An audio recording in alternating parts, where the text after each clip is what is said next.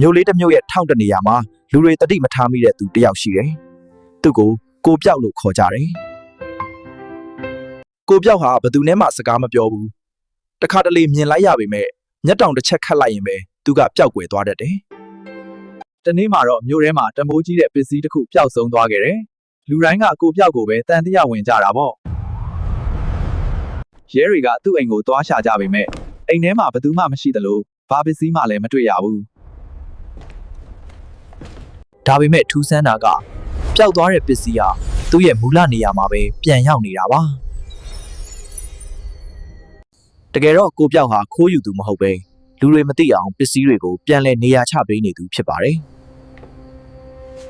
သူဟာပျောက်ကွယ်နေခြင်းအပြင်လူတွေကိုကူညီပေးနေတဲ့မြို့ရဲ့ကွဲကားရှင်တယောက်ပေါ့လူတွေသူ့ကိုမြင်လိုက်ရတဲ့နောက်ဆုံးအချိန်မှာတော့သူဟာပြုံးပြပြီးညူနှင်းတွေကြားတဲ့တဖြည်းဖြည်းပျောက်ကွယ်သွားပါတော့တယ်အခုလိုဇလန်းကောင်းတွေအမြဲကြည့်ရဖို့မဇူရီကို follow လေးလုပ်ပေးထားပါနော်ကျေးဇူးပါ